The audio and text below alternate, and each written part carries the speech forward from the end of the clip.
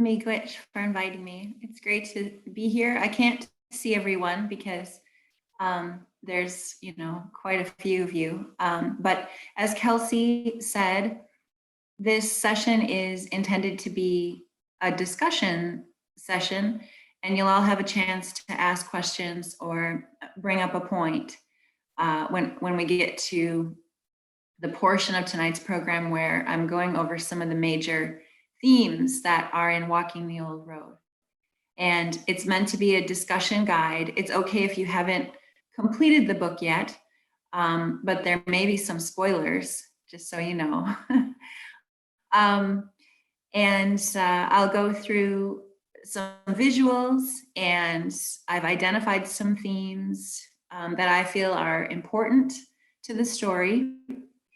And I should be able to, answer questions or facilitate conversation.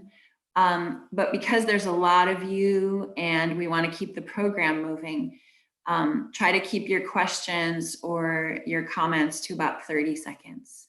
And we want to hear from a variety of folks. So we'll try to keep it moving and get as many people into the presentation tonight as possible. So hopefully you've had a chance to think about your questions, but I know there's a lot of material to cover, and so I'll do my best. And I want to make the disclaimer here at the beginning. I'm only speaking for myself in our points of discussion. I'm not representing all Anishinaabe people, all women, all Chippewa City descendants. I'm just here speaking from my own perspectives based on the research that was done for the book. So thank you, Miigwech, again for joining us tonight. The book is 1 year old. It came out exactly 1 year ago tonight, December 10th. And it's been a real learning experience. It's been a great experience. I started work on the book over 30 years ago. And so when I first started researching the history of Chippewa City and digging into the land history and the other research materials, I really didn't know what I was going to find. I felt in a lot of ways like this picture, a lot of roadblocks, no trespassing signs, and how do you get around it? How do you find the information that you're looking for when it feels so out of reach sometimes? And so tonight, to honor the history of Chippewa City, the elders that I interviewed for the book, and the place itself, we're going to be looking at pictures that I took, pictures that were submitted specifically for the book, and then a variety of other really great visuals to help tell the story. So we're reaching back in time. Now and then we're going to be covering a lot of territory. So I always like to start with this: Bimad Ziyada Zukan, stories are alive and always changing. That's the beauty of words. It's the beauty of story. It's the beauty of telling people's histories and sharing people's histories and the history of a place. In the Anishinaabe tradition, a story or a legend is considered both animate and inanimate, meaning it's an alive, living thing. And the story, therefore, always changes as people bring in old remnants and put them in place to create a new story. And it's a wonderfully human thing. It's something that we all do. And that was part of my intention in writing the book. Another fun feature of having presentations like this is in the book, the pictures are all black and white, but it's really wonderful to be able to share some of the color images because I think they're more impactful sometimes. And so a number of these colorized photos, like this one of Partridge Falls on the Pigeon River, came from the Grand Portage National Monument Collection. And there's several in the book that are viewed in black and white in print. But I just wanted to share the beauty of these images because I don't know, for me, they're very nostalgic. And it's just so wonderful that the monument has these photos in their collection. Another point of reference and a point of history I always like to make are the various words for the people. And so I do this in almost every session because there's still some misconceptions or confusion over the name of the people. You'll see Chippewa, Ojibwa, Ojibwe, Ojibwe, Ojibwe, Anishinaabe. These are different spellings with basically the same origin, but a little known fact is that Chippewa is really just a nonsense word. It is not an Anishinaabe word. And Ojibwe or Chippewa are related to each other in history as words. But again, they are Cree, like Ojibwe is a Cree word, which means puckered toe.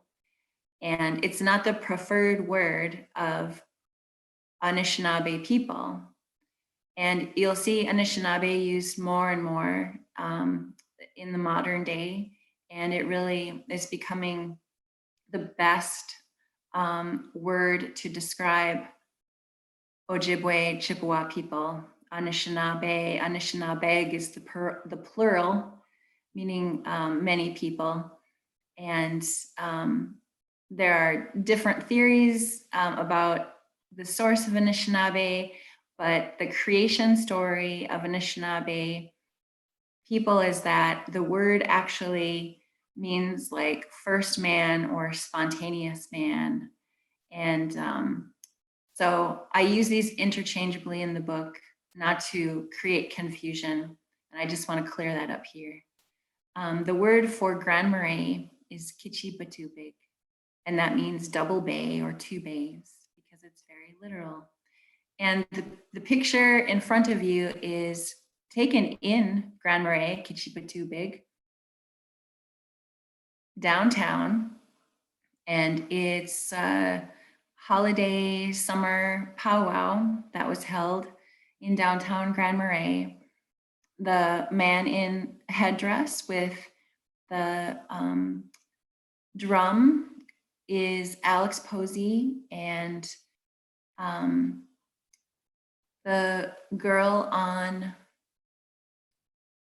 the edge here is Ellen Olson, Grand Portage Elder. And this came from Ellen's collection. She shared it with the Historical Society, and it's a very telling photograph for Grand Marais history and Anishinaabe history on the North Shore.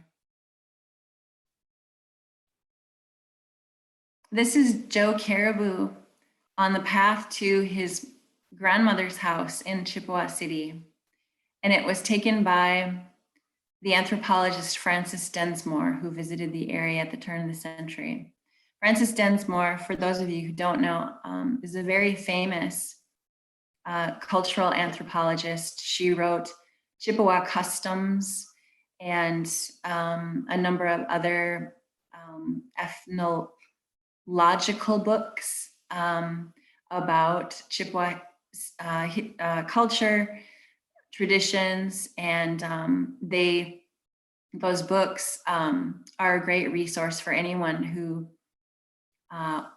wants to learn more about that element of Chippewa City and North Shore Indigenous history. They're treasures, those books, and it was thrilling to find out that Francis Densmore actually visited Chippewa City, which is not I mean, she was pretty famous at the time, and she came with photographers and had her meetings prearranged and recorded the experiences she had here on the North Shore. At the edge of the forest in Anishinaabe is Nishkwakwonsing, and that is the Anishinaabe name for Chippewa City.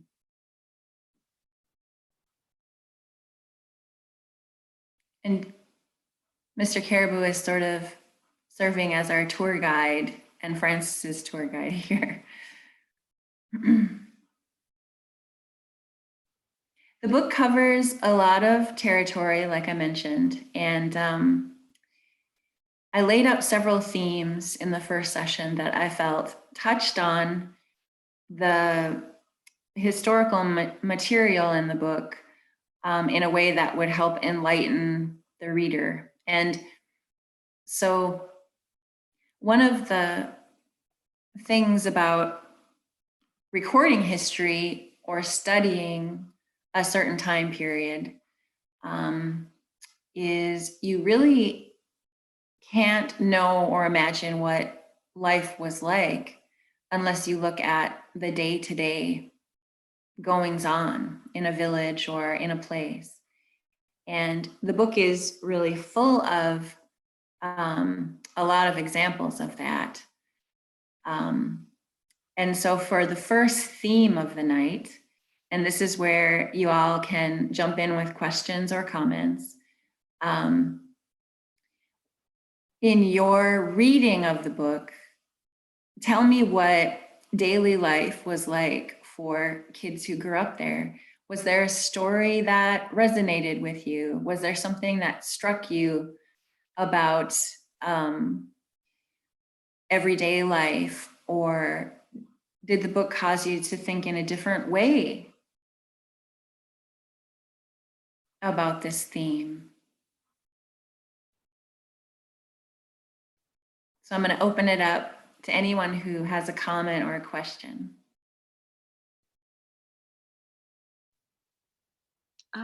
I have a comment. Hi, Alice. Hi, Stacy. Well, my comment starts with, I used to think I didn't like history because the way it's taught in school, you're memorizing names and dates and who killed who and who fought a war over what, and nothing about the day-to-day life. Now, if normal history classes had gone into the day-to-day life, I probably would have liked history. So I loved your book because it talked about what ordinary people do day to day rather than just memorizing a bunch of dates. So that's all my comment is. Okay, good. Thanks, Alice. Was there a favorite story or a moment in the book that struck others in terms of growing up in Chippewa City, or a compare contrast kind of experience, maybe in your own life or in the life of your grandparents or your parents, or similarities? You're welcome to talk out loud or also type it in the chat if you want.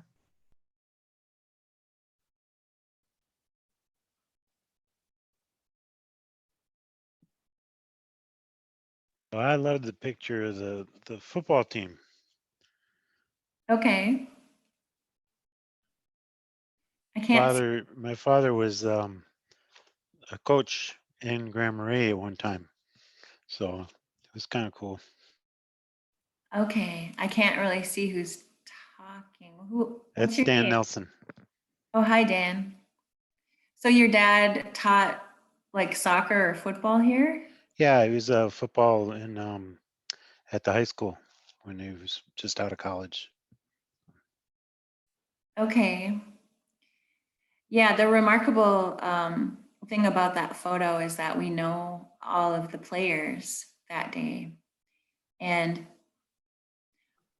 that book, that photo of the Chippewa City soccer team and the story of the game, which ended up in a tie between Chippewa City and the Grand Marais team, is that it's just so normal to have sports teams And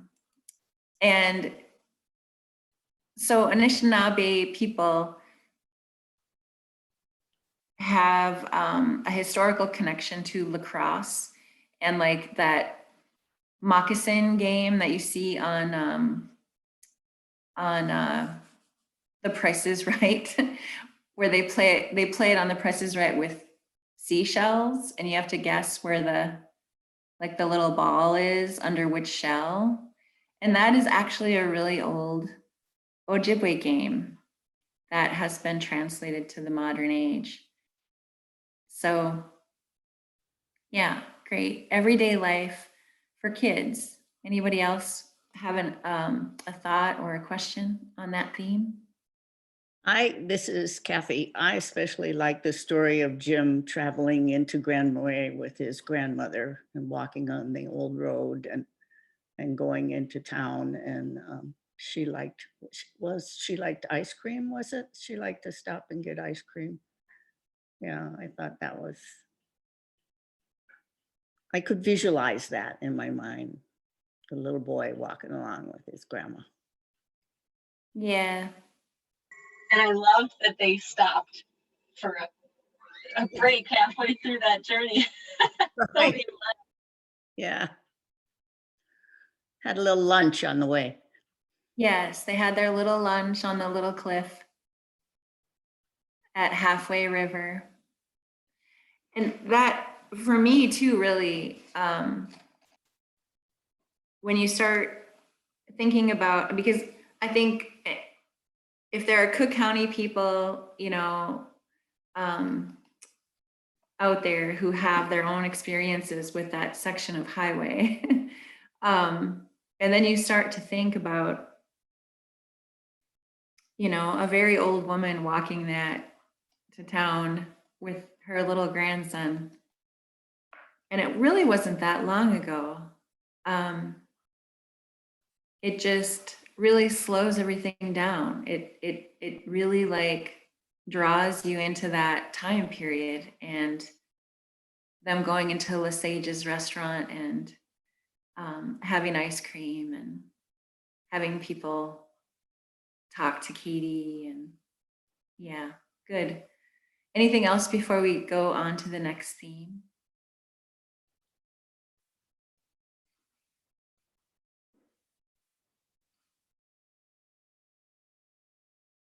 Okay.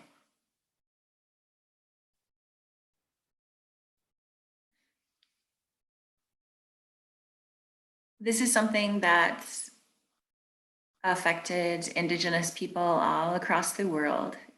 Chippewa City and the Chippewa City story is not unique when it comes to missionaries trying to convert them, and the Anishinaabe traditional religion going underground for a long time.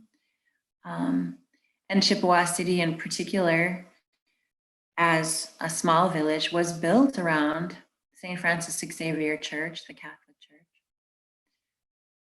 It's a very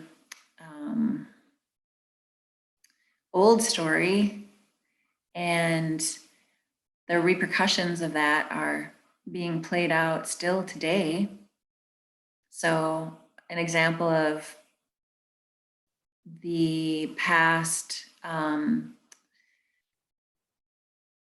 collective history and the past collective trauma is sort of coming home to roost inside a building or around a place. So, and this is, a little bit of a tricky topic, but we'll see what people have to say. So, places in Walking the Old Road that struck you or surprised you, or where you learned something new about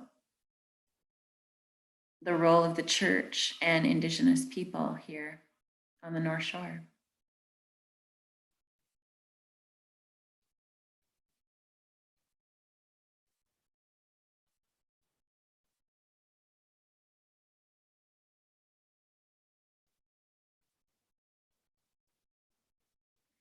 Does anybody want to take it on?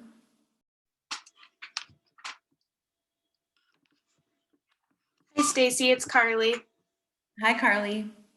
I think the more and more I learn about, oh, I don't know what is happening with my screen, but that's okay. The more and more I learn about these things and the history, specifically of this place growing up here, the more angry I am for not have knowing it sooner. Um, and I was going to say angry is too strong, but no, I think angry is right.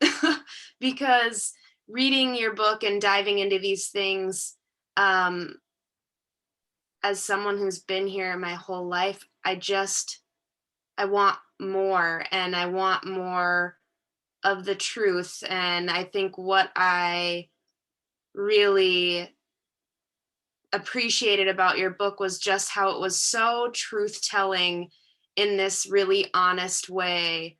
So thank you for that, first of all. But in terms of the role of missionaries in Catholicism, um, I mean, it made me really angry. It made me really frustrated, and it also made me realize how similar it still feels today in terms of the role of missionaries and religion in general in different people's lives across the world. That was kind of a ramble, but Okay. So for the purpose of Chippewa City, the only surviving building is the church. It was protected at all costs when the fires came through, and you know, other tragedies befell the community. The church was protected, and you know, Mike Morrison was so fond of the church. It it um, it represented a lot for him. He was an unapologetic Catholic, but yet he also was an Anishinaabe traditionalist. And so, what you see with a lot of Indigenous communities all over the world is a kind of survivalist blending of culture and religion. And, you know, that is a huge topic, and it's very, very broad. But I think one of the most revelatory discoveries for me when I was digging into that theme a bit was when I read the history of Father Choney and the very first mission in Thunder Bay, and how the priests purposefully divided full-blood Anishinaabe people to live on one side of the church, and Métis people and non-Indian people to live on the other side. And you know, the symbolism just smacks you right over the head, and the intentions are very clear. And so I think maybe, does anyone want to respond to that idea, or are there troublesome you know, issues with how religion is handled or reported on in the book? Because you know, it's a tricky topic, and I think if you've read the book, you probably have something to say about it. Oh, this is Dan again. I guess I was just struck by how, you know, even though it's like a tool of oppression and colonialism, how, you know, it merged in and was so central to Chippewa City, you know, that it's like once they bought into that identity, it's, you know, it became very real and important to them. And then, you know, I just think that's because sometimes you have the idea like, well, I don't know what kind of idea I have. It's it's a tricky subject too, because I'm one of the people that, like, growing up, it was like the Indians were in the past, and wasn't really aware of, the everyday. I mean, I knew there was the reservation up there, but didn't had, so this is all kind of a learning experience. But just the deep faith that they did have was very interesting, just to see what they put into the church and stuff. So how that kind of melds and becomes a life of its own. I was Yeah. gonna mention, Stacy, we have somebody in the chat that mentioned that they didn't know the building had existed still, and just how impactful that was, that it still was there. Yeah. Yeah, I agree too, that I was surprised at how positive an image it seemed to be for a lot of people. And also seeing people getting baptized in their 20s, 30s, 40s, not just as baptizing babies, and also the church, there weren't as many horrible things associated that what you hear about, some of the children taken away to schools and other places, things like that. Seem to blend maybe a little better in the community, but I haven't finished the book, so I don't know. Yeah. There were children from Chippewa City who were taken to boarding schools in Cloquet.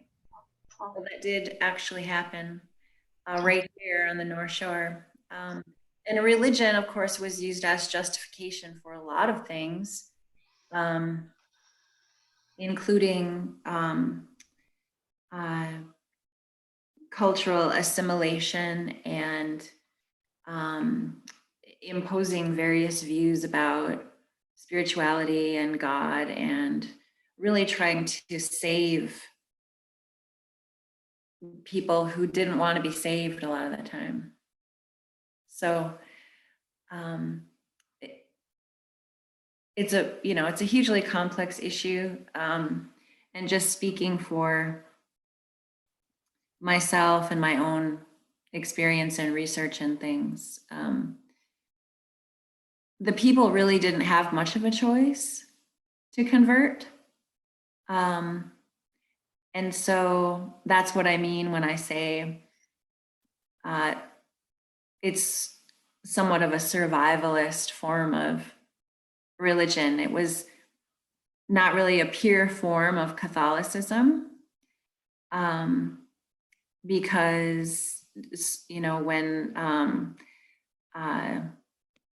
birth and death ceremonies happened, they were not done quite how the Catholic Church in Duluth would have performed those ceremonies. And so a hybridization happens, I think, as a means to survive.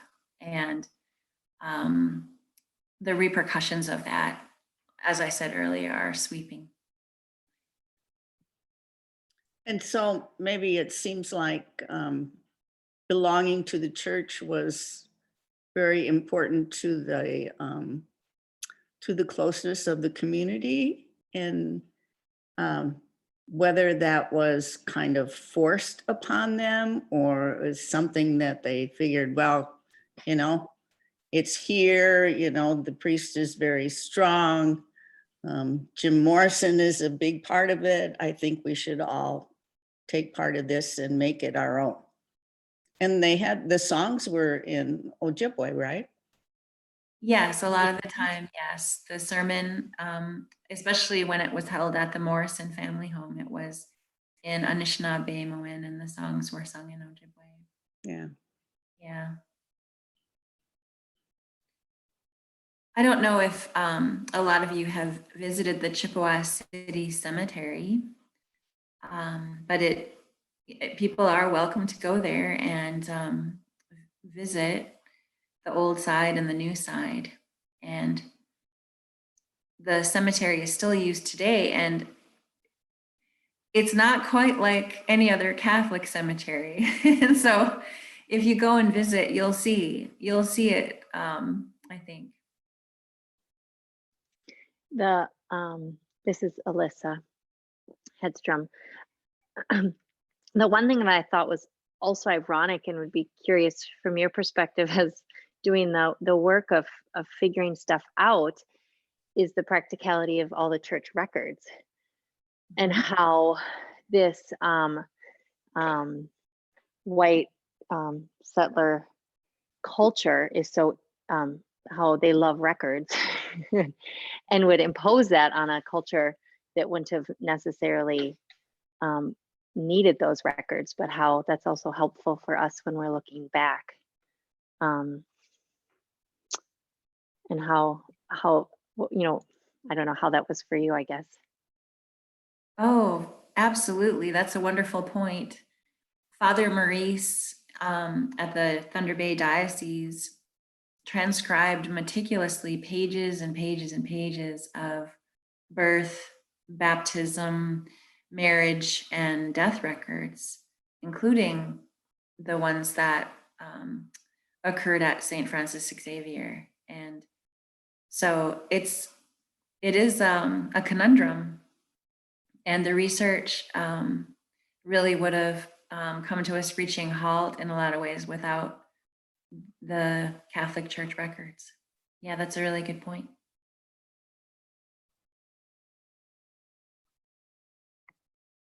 It's Mary Jane here. Coming back to your earlier point about dividing the people between full-blooded people and Métis people, I was wondering, in the book, you talked a little bit about the relationship of the town Catholic Church and Xavier Church, but I kind of felt like there was a veil over it. Maybe it's something you could tell us a little more about having the two churches and the two congregations. Sure. St. Francis Xavier was built first, and then the church in town was built a bit later. And a division did happen at that point that I touch on in the book. And I think Jim Whipson joked about it too. He said, you know, once in a while, the business people from Grand Marais would attend church at Chippewa City. And I said, well, why do you think that was? And he said, probably to expand their business. And so, you know, that's a cynical way of saying, you know, that a division existed at that time and that Jim noticed it, even though he was a little kid. So, and that's a nice segue into the next theme, which is, how did early European settlement change the lives of the North Shore Anishinaabe? And were there any surprises for anyone? Like I say, this is an old story. It's one that's been told over and over again all throughout the course of history. The only, you know, thing to remember about Chippewa City is that the North Shore Anishinaabe history, you know, wasn't part of an Indian war or something, so it didn't get a lot of historical attention.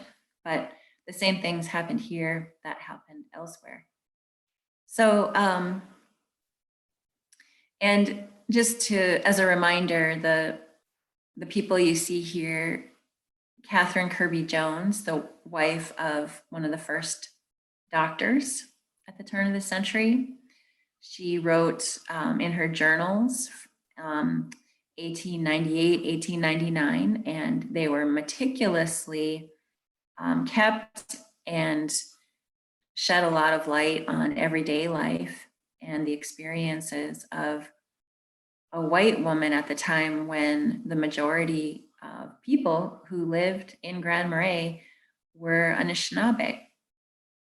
And then the man is Cognishwe or Longbody, and they struck up a friendship.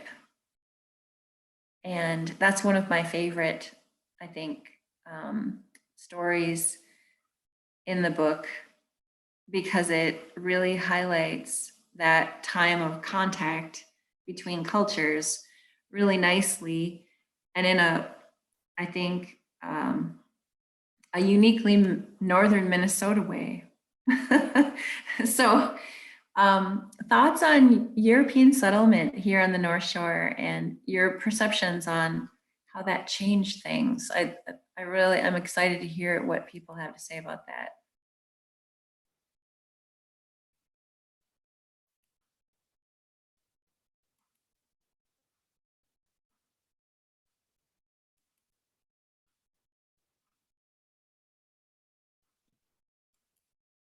Stacy, Yes. this is Helen.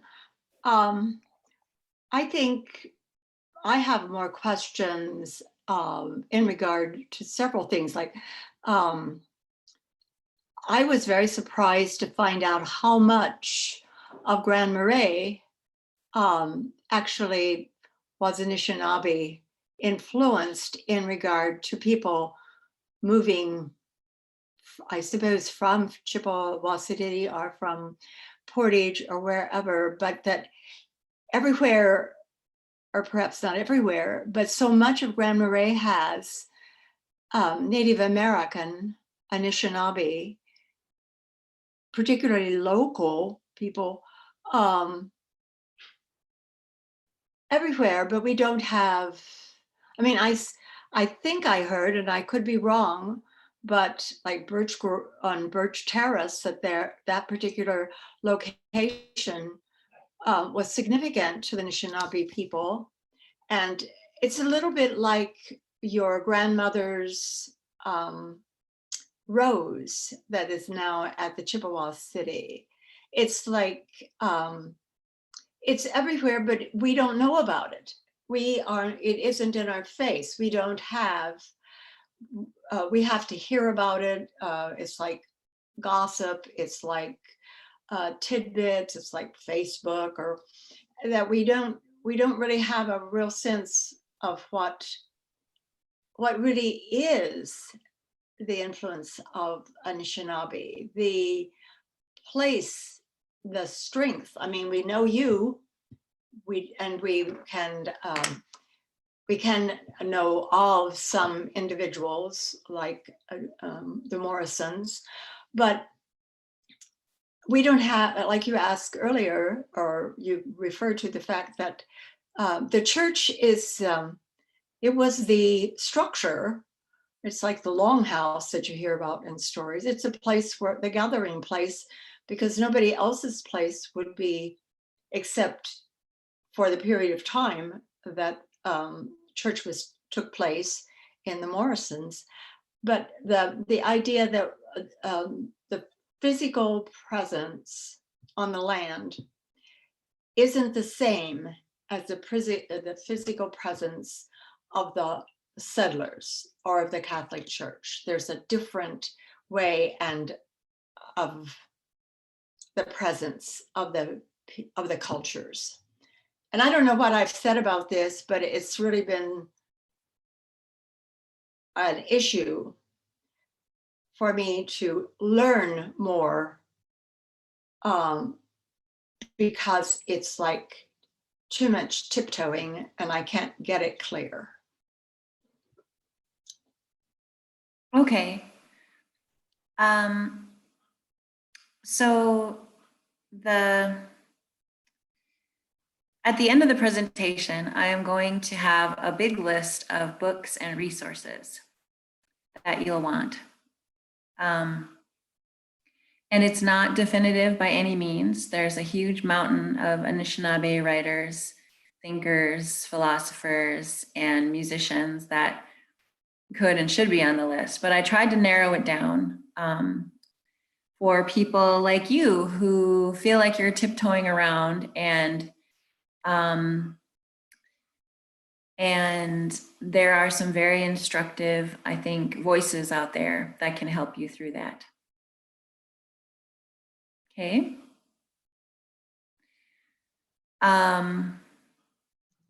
So European settlement and the relationship at that point of contact where things started to shift, where Anishinaabe people were shifting from being the majority population on the North Shore to European settlers arriving more and more and changing the way that things, business was done, and not business like shops and stores and things, but the day-to-day life of cultures colliding and the work that still needed to be done at that point in history. Thoughts on that?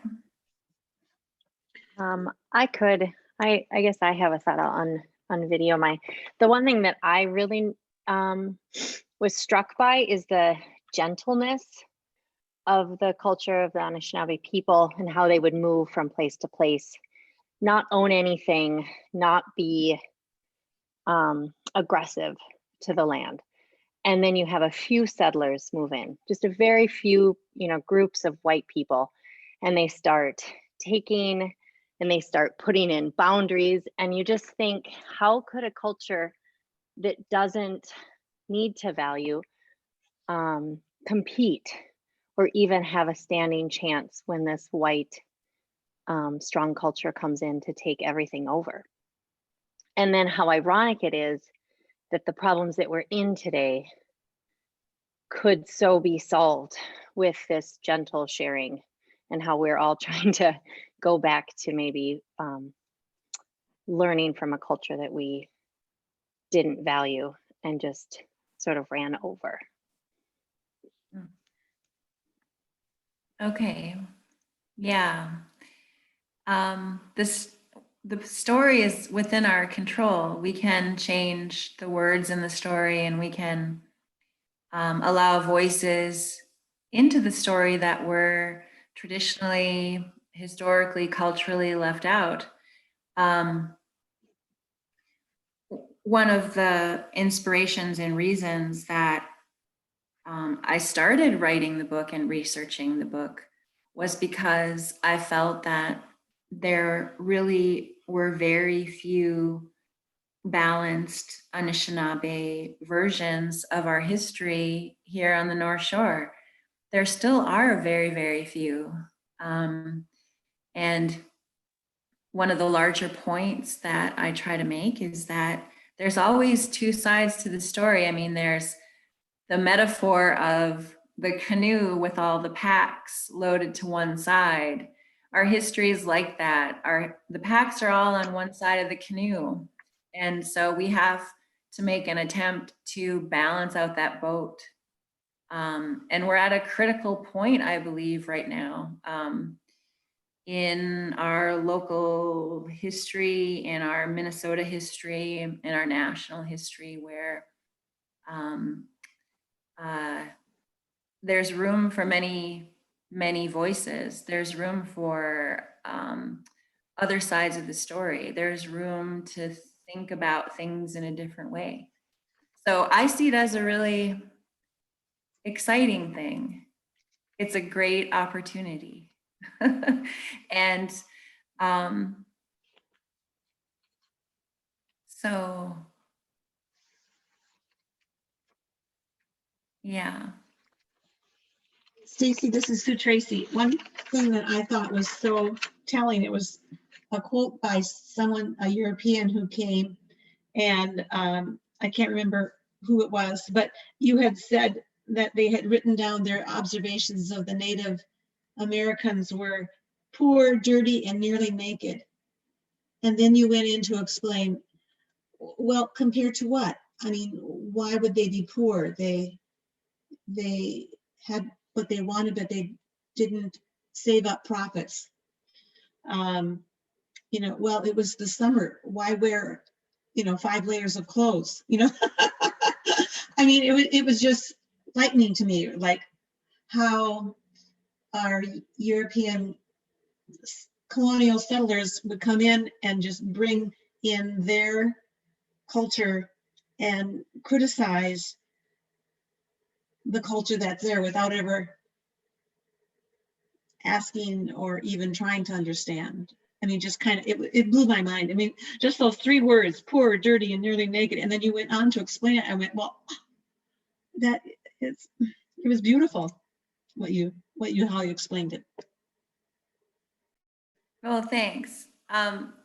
Words like that really are hurtful. They sting, they gouge, they leave scars, and they're used cavalierly all throughout our historical tomes, like Pioneers in the Wilderness and those old journals from Mackenzie and others.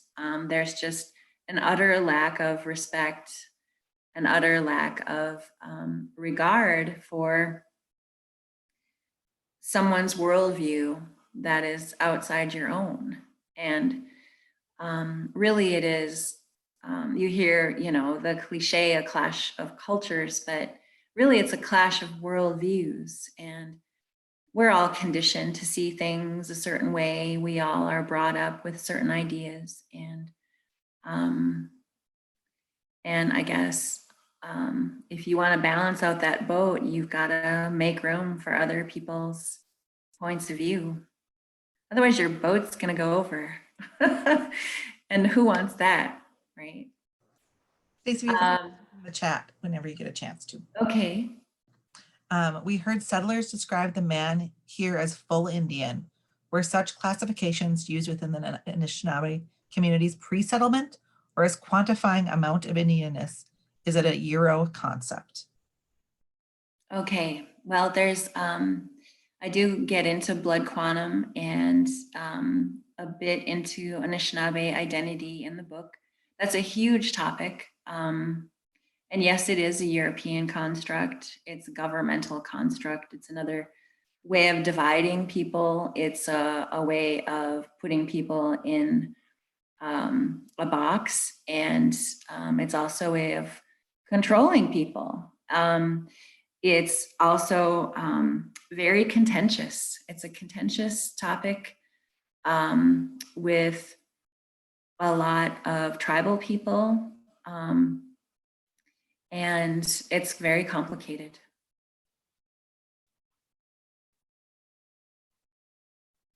Okay, time to move on to the next theme. The role of women in the book. There's a pretty good balance, I think, between men's accounts and stories and women's accounts and stories in the book. But the role of women emerged, I think, out of history as being very, very interesting in a way that was unexpected for me. I had never really closely considered the idea that the well-being and the perseverance of Anishinaabe women is very closely related to the land and the land history. So thoughts on the women's stories in the book. Were there stories that resonated with people? In particular, did you have favorite stories about the lives of women that you learned or experienced in a new way in the book?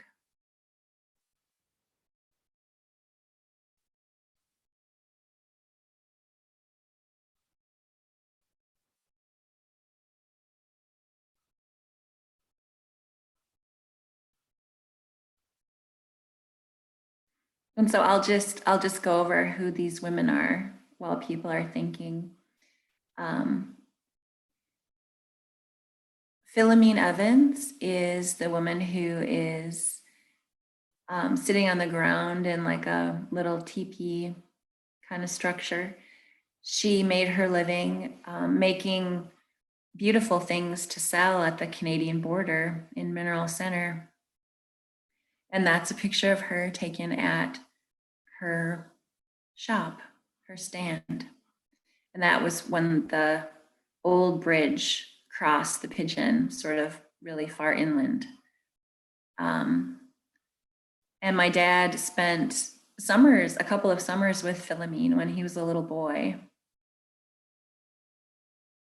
She is Agatha Armstrong's auntie, a great auntie, sorry. And her sister was Lucy Caribou, who lived in Grand Marais. And so my aunt Gloria jokes about Philomene Evans being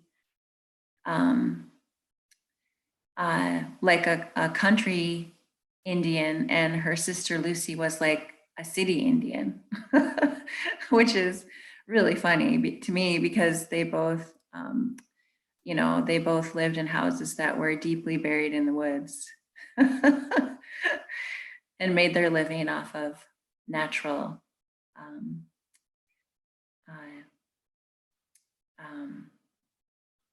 resources, I guess. The woman on the right is Catherine Boyer Scott, and she received an allotment as part of the Treaty of 1854 right on the shore in the area that is now Crawfell, and that was taken there. The Scotts were a fisher family. That's how they made their living. They caught barrels and barrels and barrels of Cisco and trout, Menominee. They really paved the way for what is happening now, the Scott family. And in the center is my great grandma, Elizabeth Anaquat, who raised 12 children in Chippewa City. And she comes into the story a lot too. So thoughts on women in the book or women's connection to the land history would be interesting to hear what your thoughts are. There's somebody that mentioned the story of the maple syrup and how that was their favorite. Okay, so Kate Frost and Jim Whipson's account of gathering maple sugar, maple syrup in the springtime. And that's the cover image of the book, actually, right here. Taken at Sugar Bush. We're really lucky to have that detailed account, I think, of gathering maple syrup with your grandma at the turn of the century. Anything else? Stacy, how many women did receive an allotment? All of them. Rather than in their husband's name, it would be their name. Yeah, Oh. that was, if you were a tribal member, you received an allotment. And some were 80 acres and some were 160. And Was it your own, or did you have to share that with your spouse or partner or whatever? it was your own. It was in, well, for example, Catherine Scott's allotment is in her name because she married a non-Indian, Jack Scott. Okay. And great grandma Anaquat's allotment was in her name because she was married to a non-Indian, John Drouillard. So, Right. and great grandma's allotment was very far inland on the Reservation River before there were any roads that could get in there or anything. And if you start reading about the Allotment Act and allotments in general,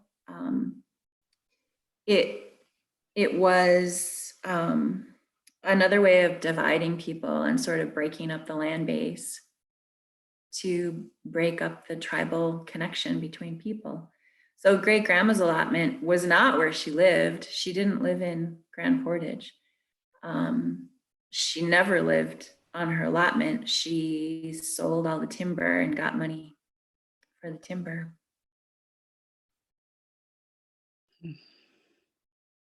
Okay. It's kind of frustrating, all the ways that the government just tore apart lives and communities, and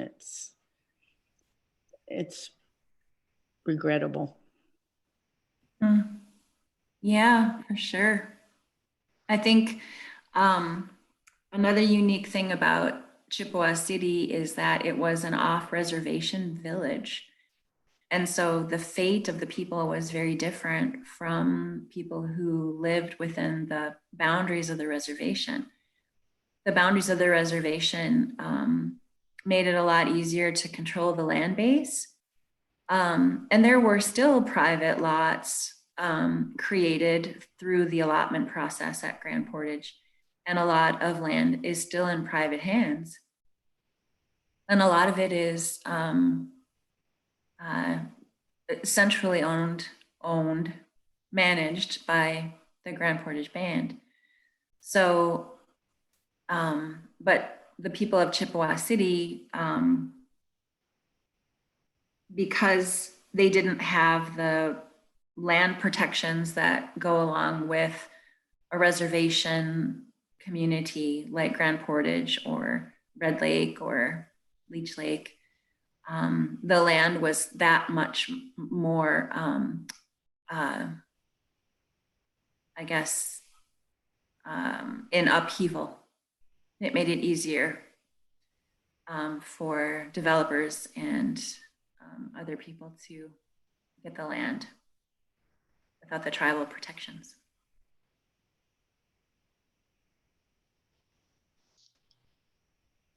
And this is a nice segue too. So here's the sugar bush photo. This is Jim Whipson right here and Kate Frost. The Drouillard Anaquat sugar bush, which is on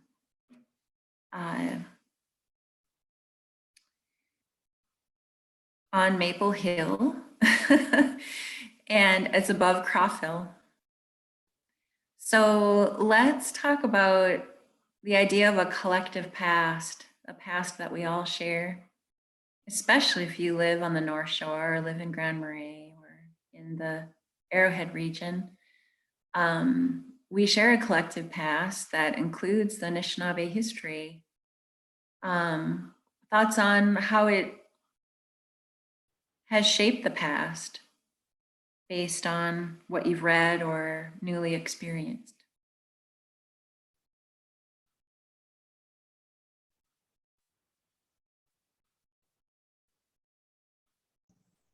I guess I don't really understand. This is Karen Blackburn. I guess I don't really understand that question. Can you give me like an example of something that you think of when you say that? Yeah. I'm just going to use the maple sugaring example or the fishing example. So we have the modern age of tourism, which counts on marketing our natural resources and marketing what we do here. Why is the North Shore special? And what role does Anishinaabe culture play in making that special? What are the underpinnings? What are the contributions that help shape that collective past?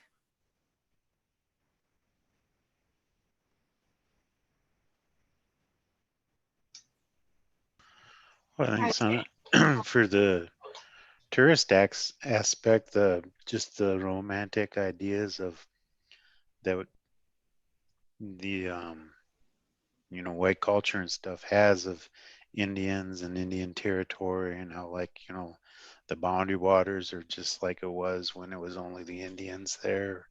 That kind of viewpoint or romantic notion is I think part of a selling point of people that want to come out for canoe trips and canoes.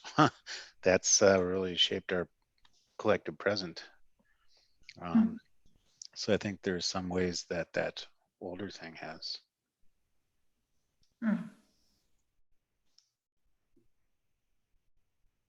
Okay, other thoughts on that? Stacy, this is Mary Anderson. I haven't read your book yet. I really am looking forward to it. And I actually went to buy it and they're sold out at Drury. So congratulations to you. It's a second printing that's coming up. Yeah. Yeah. Very cool. But one thing I wanted, as you bring up the two kind of industries sort of the North Shore is maple syrup and fishing. And those, and while they go back away, of course the immigrants were interested in coming here because they were commercial fishermen to begin with, but their work, the commercial fishing was already going on here, as was berry producing and not producing, but berry picking, that kind of thing, and the maple syrup, the sugar bushes. So those were, you can turn around in any grocery store and find the maple syrup. And I think, well, God, I hadn't really thought of it in that sense, but it really definitely comes from the Anishinaabe practices and your culture. So I'm enjoying this conversation. I'm a bump on the log because I haven't read the book yet, but I sure enjoy hearing what your stories and seeing your pictures. Thank you very much. Thanks, Mary. So these are sort of meant to be open questions. And so think all of these things through. You know, most of you have read the book, or you've read other Indigenous versions of history. You've read literature by Native people to varying degrees. And I think from my own view and my own perspective,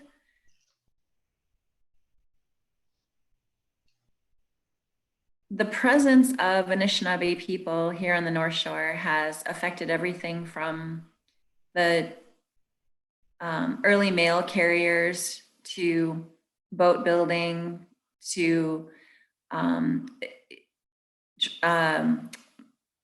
collecting medicines and foods from the forest, learning how to navigate water and waters in various stages of being frozen or unfrozen. And a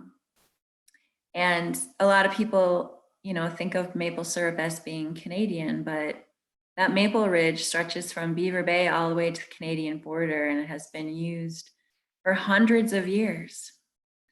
The plentiful fish that we're so lucky to enjoy in Lake Superior and in the inland lakes, people have been subsisting on freshwater fish for 1,000 years. So when you start to think about these things and you think about our very lives, think about how Anishinaabe culture comes into that. So those are the questions that are open-ended, and we in no way, shape, or form can answer this evening. But I just wanted to put that out there. Hey, Stacy, this is Carly again. Hi, Carly. As you were talking and as other people were sharing about that, I was thinking of the sign. There's a picture in the book about like having real Indians up here, like the advertisement for tourism, like as a tourist attraction. And I was, as we were going through those things, yeah, there we go. As we were going through and talking about that, I was just thinking of how clear it is that it's just, in terms of the government, it's just when it's like convenient, right? So using this as a ploy was convenient as this almost like look like a zoo, really, you know, like come and see this attraction. But then when it wasn't convenient to push that culture away or to appropriate it, it's just so clear when you see that timeline of like the push and pull of convenience for using a culture as either a gimmick or when it just, you know, can't be bothered. So I guess that's less of an answer to the question and more of just a response of the overall theme. Yeah, okay. Well, and thanks for the nice segue. So one of the other themes that I think is important to think about when reading Walking the Old Road is the idea of cultural appropriation here on the North Shore. And what is it? Can someone define cultural appropriation for the group? Does anyone want to take that on?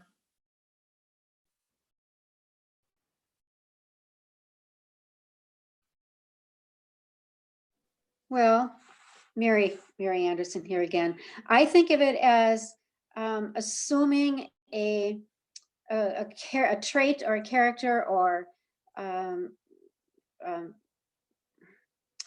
symbolism into my own culture that really isn't a part of my heritage. But but maybe I want it to be, or maybe I think it's, I wear mucklucks, I love things like that. But I can see right there with the rug up there, tourism piece with all the beautiful Anishinaabe flowers, the Chippewa flowers, and then the deer, and is it a highway they're jumping over? I can't tell. Maybe I just think it's a highway because they're always on the highway. But that's my feeling about that, is that it's taking another culture and sort of assuming my identity with it. Yeah. It's like stealing. Okay, Right? I cheated. I Googled it. Okay. It says it's cultural appropriation is simply taking one aspect of a culture that is not your own and using it for your own personal interest. And your picture there of the little doll with the April 20th, the calendar, I think is a great example of that. Yeah. I would also add with cultural appropriation, this is Alyssa, that it's the dominant culture. It's not two equal cultures. It's one culture that is taking and from a culture that has less power or less strength in the equation, I guess. That's not the right word, but you have to have a uneven group. Sure. Yeah, I Using would it say that without- well, one culture using the other culture, just like, I just think that calendar thing is terrible. Yeah. Well, using it with no recognition or thanks, like having a canoe that we learned how to navigate the lakes and not die, by being able to travel, and using that for ourselves with some recognition, but not total, and many ways of survival here that came from the native culture. Yeah. This is not an answer. This is Karen, and not an answer to that question, but just on what you were saying, like when we were talking about the Granite River and that there was a settlement on the edge of the Granite River on the lake. And I just think like, oh, when I've been on that canoe trip and I've gotten there, I've been like, oh my gosh, can you believe that accomplishment that I just did all that really hard work in the wilderness and like, and I'm so strong and that's so cool. But it was like just nothing before. So that's my tourist take on that. It would have been really fun to see a settlement, really cool to see a settlement there.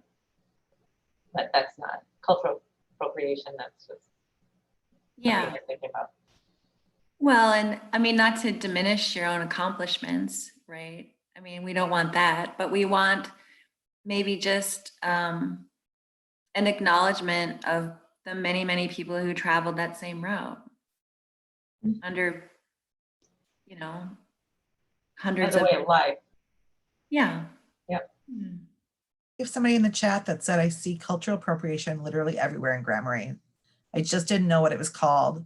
Images and parts of the Native American culture are used without any appreciation of the rest of the culture and everything Native Americans have done for Europeans. It's almost like they pretend natives never existed. Yeah. This is Helen again. I have a thought about this in the way that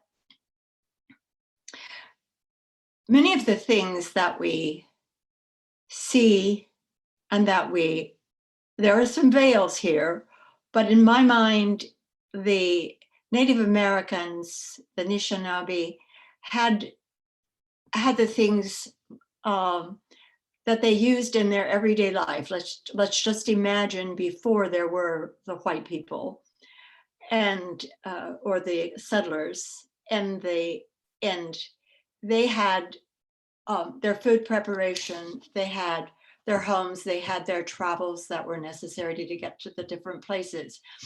And as others came in, another culture came in, at first they needed those skills to be able to exist in this place, to be able to live. And then they had access to the dominant culture, so they could bring more things in and more people in, and having more people. And then you could start chopping down trees and you could start changing the land. And as things progressed culturally there, and of course they were continually bringing in ideas or input from Europe and other places too, but not from Europe at first. And so if you study or you know about what Victorian England is, then you have this really straight-laced way to dress. And whenever you see people who don't dress that way, you would be shocked. I mean, at the time of probably the people cooling off in the summertime, wearing less, which is reasonable. But at that time, for a lady to show her ankle might have been, ghastly or whatever, if you could imagine. But going on, as the 20th century came in, I mean, even at that time, there wasn't the appreciation except as novelty for what the Native Americans could produce craft-wise. And so what makes me sad is that it was pushed to the place that the Native Americans had to make stuff to sell to the tourists, to be able to do the things that would make their lives with their families and within their culture to work. I mean, it just seems like every way they could go, there was no opening. There wasn't a place.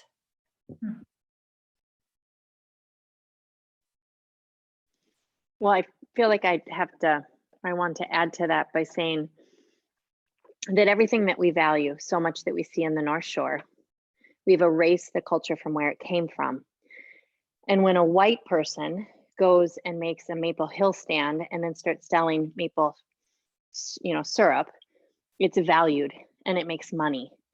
And then if the same Native person does that, it might not be valued in the dominant culture. And that's kind of what we've done over and over. You take canoe building and then you make it an industry, or maple syruping, or and we've essentially just erased the culture that it came from and not given it a place to exist, I guess. Yeah.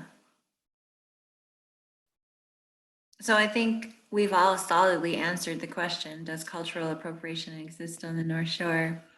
I got two things that I wanted to interject.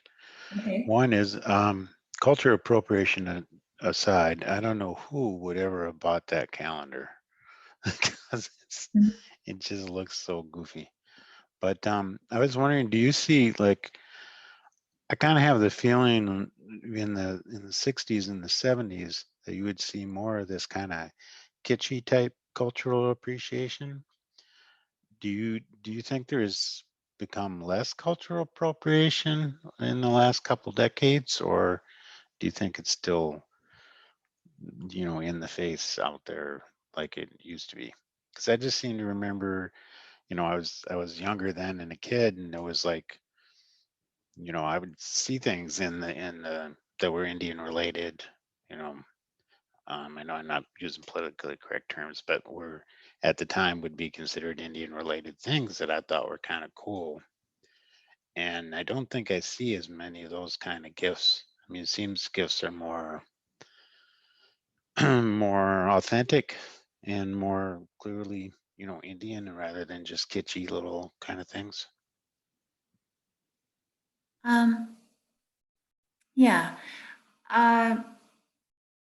It's complicated, I think. And at the on the very last screen, I'll have at least one example of where to find authentically made Indigenous art. I think for those who develop a discerning eye, you're going to see a lot of cultural appropriation all over the place, and not just with Native American imagery or the stealing of Native culture to make money or as a way to exploit resources. You'll see that everywhere, but you'll see it with other cultures too. And I think if we all try to develop a discerning eye and are willing to sort of call out cultural appropriation as we see it, I think it's very important to do so. The North Shore history, and I do write about this quite a bit in the book, when the economy turned towards, the 85% tourism economy that we have now, the romantic idea of Native culture went on sale, in a number of various ways. And, raise your hand if you've seen, like bows and arrows and little plastic cowboys and Indians for sale in, your downtown store. Yes.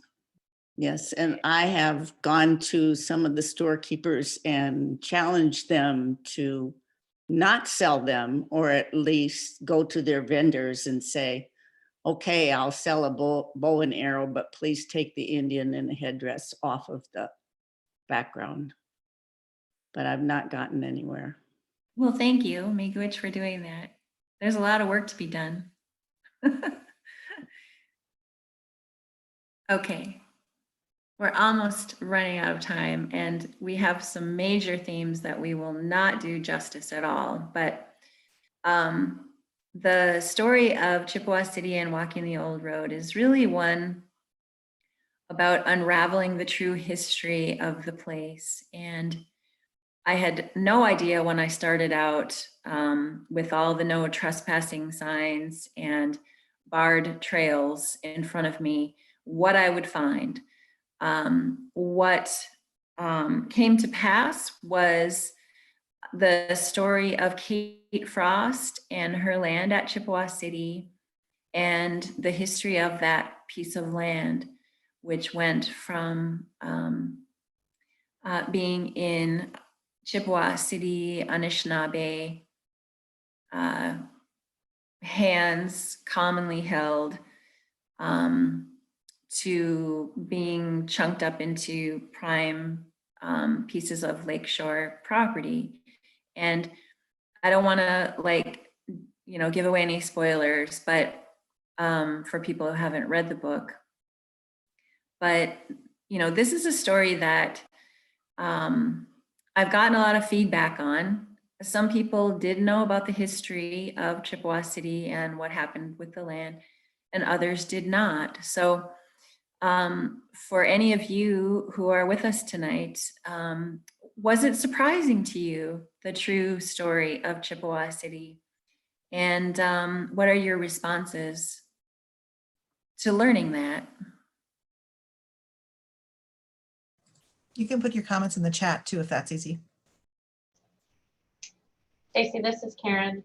I was very surprised. I didn't know any of this history at all. And I just would echo what Carly said earlier, that it is great to learn about the history of the area so that we can honor it as we move forward. Yeah, I agree with what Karen said. I really loved this book and the book by Tim Cochran. Both just starting to see that other side of the story, getting the balance like you were talking about. Because I knew Bill Raff and I've read his book, and I've loved the history of the area, but it's just it's so easy to overlook that other part because there hasn't been those kind of things to read, and so this book has really been pretty cool, I think. Thank you.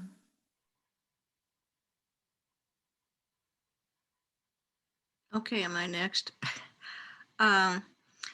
Yeah, I always had, a vague sort of understanding that, yeah, Europeans came to this continent and pretty much took all the good land away from the native people. But I didn't have the detail that you had in that book. And that's what was really fascinating to me, that not just the detail, but detail right here where I can go up there and look at it. So I enjoyed that very much. And I really appreciate that book. And yes, I did read the whole thing, probably within days of getting it. I thought this is going to be a book I'm going to sit down and read a chapter at a time. And I did that for about the first 2 chapters, and then I couldn't stand to wait. So anyway. Thanks, Alice. That's my thought. Okay. Anyone else want to weigh in on land and the true history of a place and that connection? We have somebody in the chat that asked, could Jim have gotten his grandmother's land? I think Jim, when I interviewed him back in the 90s, that was a story that he really wanted to tell. And I can't speak for Jim or what he would have wished. But there was a great sense of injustice that happened that he felt the repercussions of, and probably felt very helpless to be, at such a young, tender age and be a witness to that. So the history of our land in the United States is very, very complicated. There is not an acre of land in Cook County that someone hasn't thought about buying, selling, or making money off of. And it's part of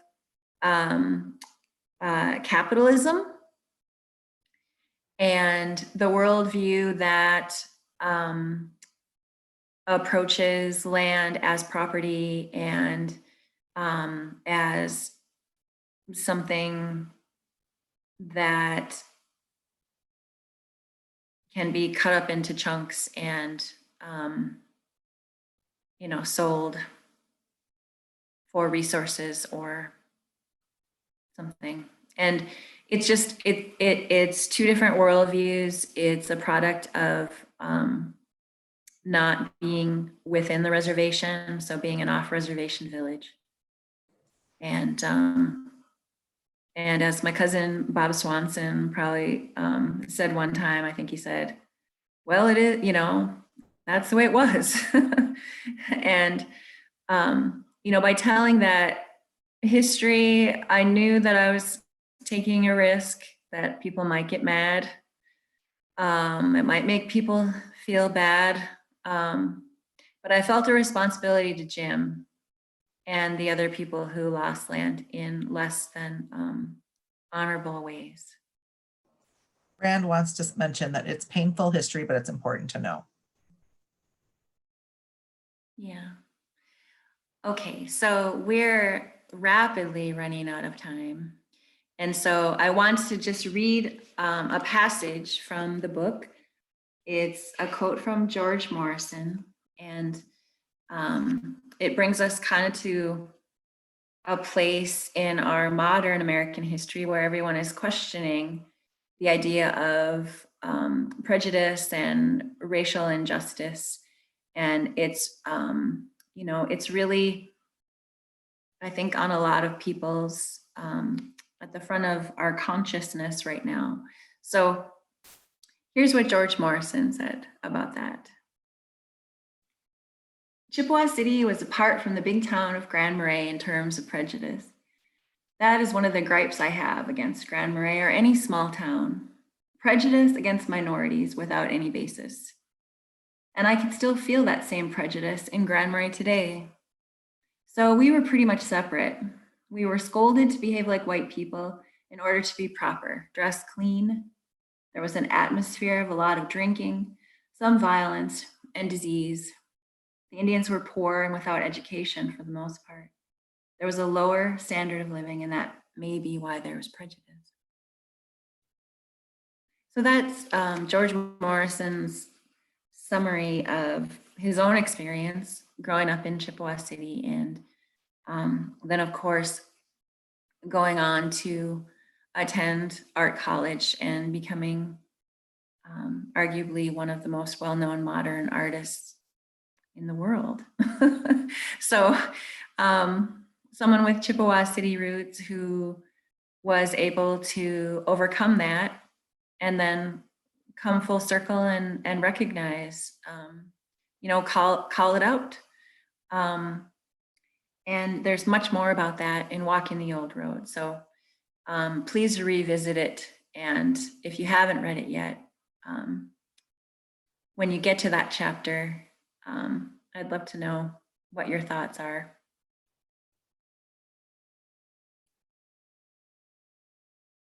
A reminder that new stories are created every day by us, and the words that we use to tell those stories are critical. Words can be used as weapons, and often are. Words are used disingenuously, without thought, and I'm of the mindset that words can also save us. So with that, here is the big list of recommended books that I'm really happy to share. And you don't have to write those all down. I'll send them out to you, so don't worry. Kelsey will send it to all the attendees, but I've put it into 3 sections. The balanced local history books. And again, this is not definitive in any way, but these are all books that had a major impact on me, or in some cases were used for the research done in Walking the Old Road. And so local history, there's really some very good books that cover a lot of things related to Chippewa customs, Chippewa City history, Anishinaabe history on the Gunflint Trail. If you've not read A Life in Two Worlds, that is such a wonderful place. If you love the Boundary Waters Boy is great. Jack Blackwell has a great writing style. And last time I had a request for a children's book, so I wanted to include some of those. The Shingabis story, which is illustrated by our own Betsy Bowen, and that is a really authentic telling of that tale. Another kids book on the Anishinaabe writers section. This book, Gidgee and the Wolves by Tasha Hart. She's Anishinaabe, and she has a number of other children's books out. She just won some awards for Gidgee and the Wolves. So if you have kids or grandkids, that's a good book. Some big names: Louise Erdrich, Hyde Erdrich, Anton Troyer. These are all wonderful resources. One of my very favorite books of all time is Talking Rocks by Carl Galboy and Ron Morton. And it's a look at geology from 2 sides, the Anishinaabe traditionalist and the modern geologist. And that is a really wonderful book. Some general Indigenous history books. So Helen, if you're still there, this one right here. I'm here. Okay. Everything you wanted to know about Indians, but were afraid to ask. That's the book you want. Okay. I know him. I mean, know of him anyway, the Well, Anton Tour. that is a good place for you to learn more about Indigenous history. He really lays it out in a really friendly way. Okay. If I were a history teacher or a teacher of literature, Ceremony, Black Elk Speaks, Lakota Woman, and poems by Joy Harjo would be in my classroom. If you have not read those, please do. If you've not read any poems by the Poet Laureate of the United States, Joy Harjo, please do that later tonight. And then finally, our local resources to learn more about Anishinaabe history, the Grand Portage State Park, the Grand Portage National Monument, of course. And then for people who want to support Native artists and makers of authentic goods, this is the website you want to visit. It's the Indigenous First Art and Gifts in Duluth. And they have everything from food items to books to incredible beadwork and other things. And that is the list. I'm excited to share all that. Thank you, Stacy. Misa, you. It looks like we are a little over time, but I would encourage people, if you have some last minute questions, feel free to put them in the chat. We'll see what we can do to address a couple more, but after that, we're gonna let Stacy go for the evening. So just a couple more minutes. Thank you guys for coming.